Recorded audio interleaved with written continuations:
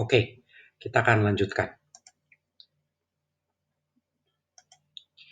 Jadi, para ekonom itu berpendapat, jika misalnya ekonomi itu lebih pusing untuk memikirkan ketika dia terjadi perubahan-perubahan jangka pendek dibanding terjadi perubahan jangka panjang.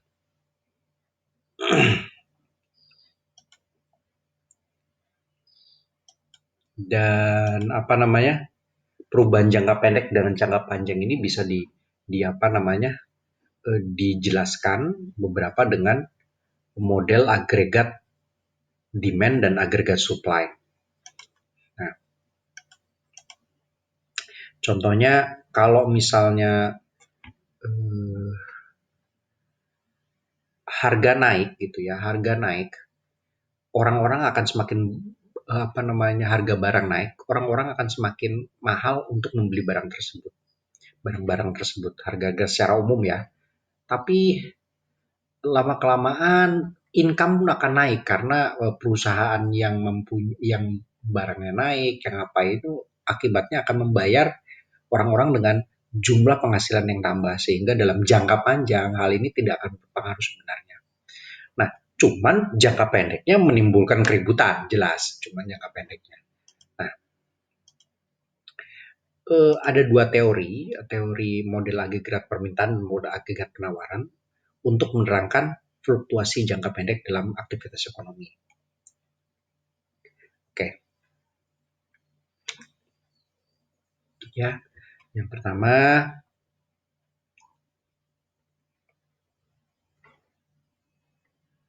jadi kurva agregat demand menunjukkan jumlah kuantitas barang atau jasa yang rumah tangga, pemerintah ingin membeli pada setiap harga yang terjadi. Sedangkan agregat supply kurvanya menunjukkan kuantitas barang dan jasa di mana perusahaan memilih untuk memproduksi dan menjualnya pada setiap harga barang ya. Nah, agregat seperti biasa, gambar agregat demand, agregat supply seperti ini, seperti gambar demand dan supply. Perbedaan di mana? Bahwa agregat demand karena keseluruhan barang produksi, bukan kentang saja atau bukan susu saja, TV saja atau apa, sehingga dia berpengaruh sama yang namanya GDP lebih banyak. Dia berpengaruh sama yang namanya GDP, baik dari sisi konsumsi, investasi, atau pengeluaran pemerintah ataupun ekspor. Nah, waktu di mikro kita udah ngomong, kenapa kok kalau misalnya harga naik lalu barang yang diminta akan harga turun, barang yang diminta akan naik jumlahnya. Di mikroekonomi penjelasannya ada ya jelas karena orang ingin membeli barang itu lebih banyak. Tetapi bagaimana kalau bukan di level mikro kita ininya, tapi di agregat, di level yang makro, di level keseluruhannya. Jika barang turun, masih permintaannya naik gitu ya, permintaannya naik, masih sama saja. Tapi ada beberapa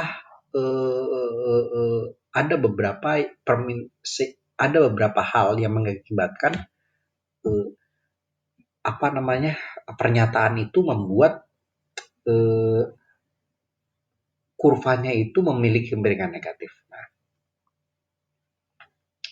pada agregat demand, kurva memiliki kemiringan negatif karena adanya wealth effect ya, efek kekayaan. Ada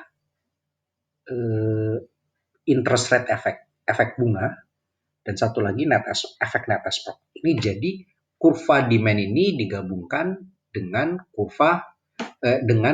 makroekonomi, persamaan makroekonomi, konsumsi, investasi, dan net export. Ya.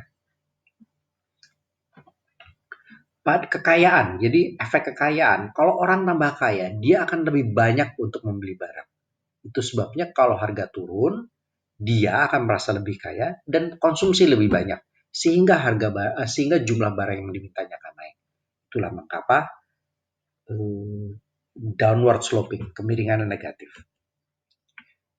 Bunga, kalau harga barang turun, membuat bunga juga turun. Barangnya jadi lebih murah. Dan dia mencoba membeli barang investasi. Barang investasi naik, akhirnya sama saja. Jumlah barang yang diminta pun naik. Yang ketiga, nilai tukar. Kalau misalnya nilai tukarnya itu kita mengalami penurunan, nilai tukar kita mengalami penurunan, berarti barang kita di luar secara internasional, barang kita yang diekspor akan mengalami penurunan harga. Sehingga lebih murah. Kalau lebih murah, demand permintaan akan barang itu akan menjadi lebih banyak. Sehingga kurva permintaannya juga lebih banyak ininya, kuantitasnya.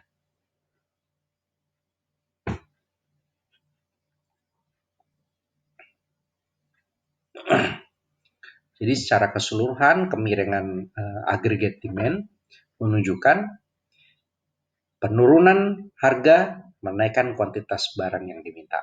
Sama, ininya sama dengan mikro waktu itu. Beberapa hal yang dapat menjadikan pergeseran dalam kurva ini ada beberapa.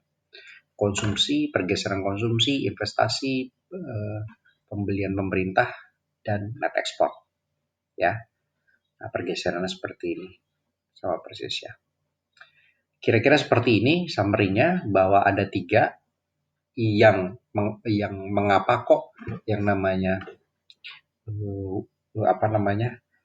slope dari aggregate demand itu negatif.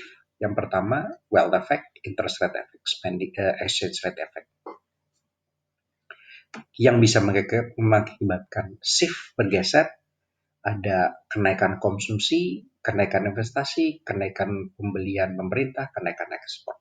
Seperti itu.